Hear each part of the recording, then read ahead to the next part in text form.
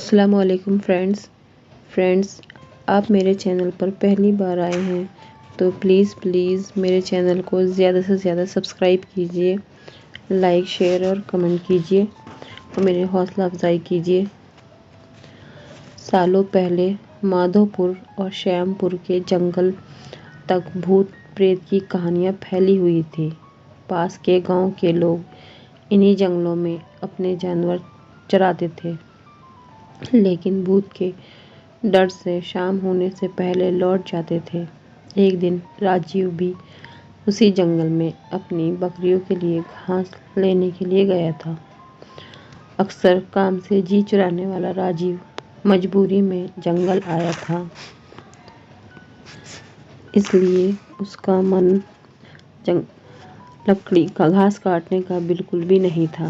जंगल में आसपास उसने देखा कि घास नहीं है, क्योंकि सारी गाय बकरी खा गई थी। अब वो मरे मन से आगे बढ़ने लगा। जाते जाते वो करीब जंगल के बीच में पहुंच गया था। वहाँ काफी हरी घास और पत्तों से लदे हुए पेड़ थे। पास में ही झरना बह रहा था।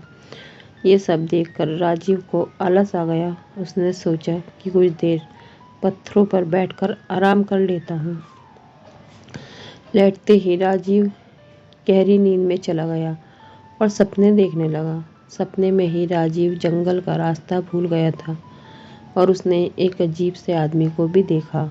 आदमी की शक्ल इतनी डरावनी थी कि राजीव की नींद खुल गई।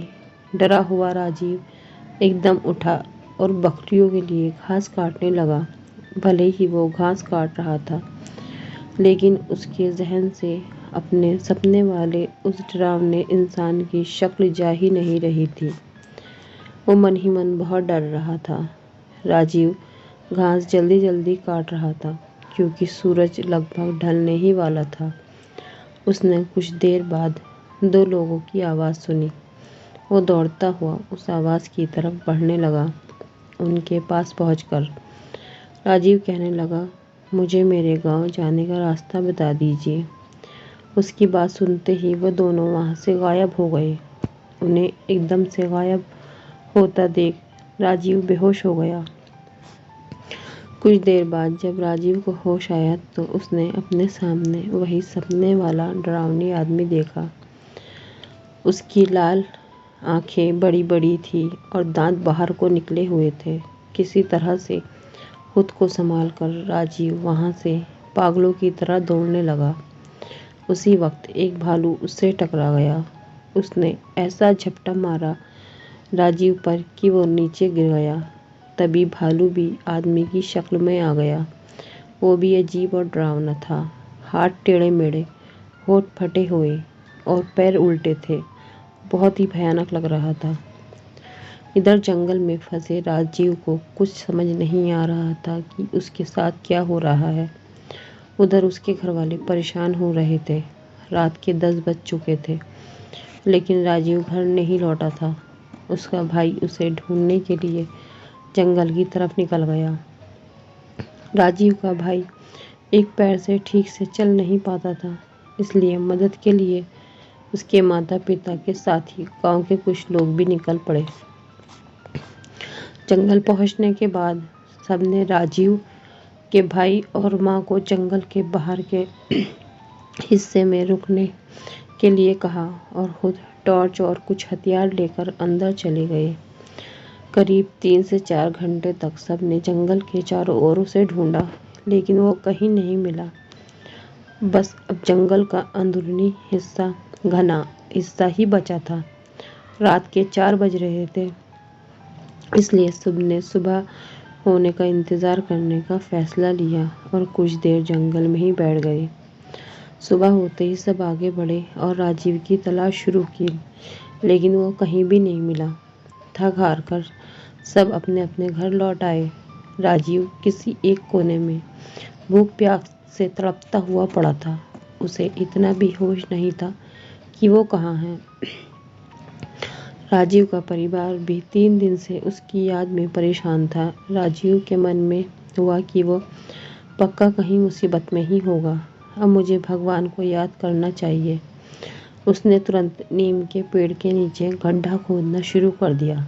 भाई लौटेगा, भाई लौटेगा कहते कहते किसी तरह से उसने गड्ढा खोद लिया। अब रोज सुबह वह उस गड्ढे में जल और दूध चढ़ाता था। उसका मानना था कि उनके देवता उसी नीम के नीचे ही रहते हैं।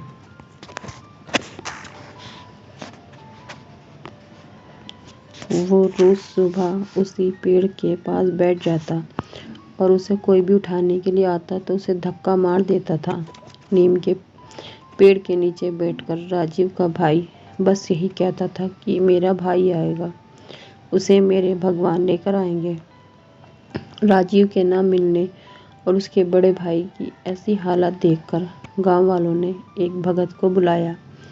उन्होंने कुछ देर ध्यान लगाकर सबको बताया कि राजीव जिंदा है और वो कल घर आ जाएगा।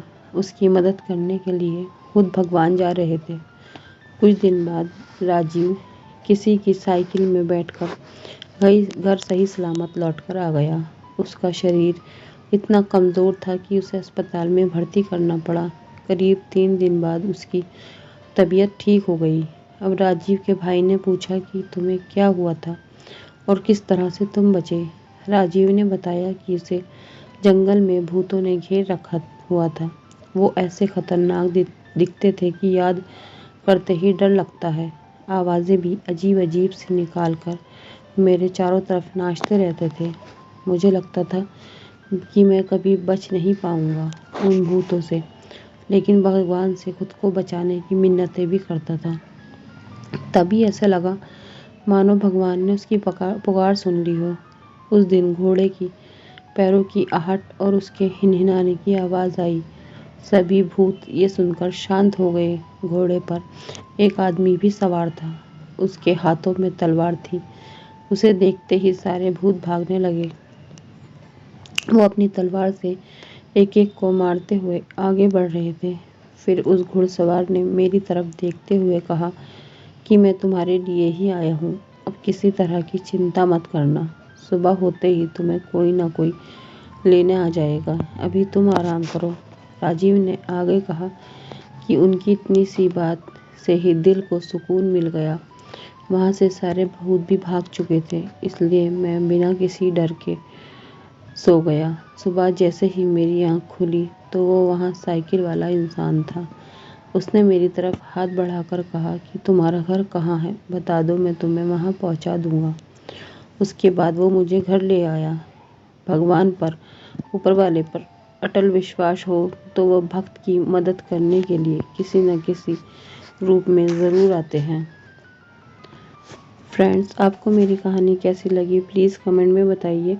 और मेरी कहानी शुरू से आखिर तक सुनने के लिए आपका बहुत बहुत शुक्रिया। मेरे चैनल को ज़्यादा से ज़्यादा सब्सक्राइब कीजिए, लाइक, कमेंट और शेयर कीजिए। शुक्रिया। अल्लाह हाफिज़।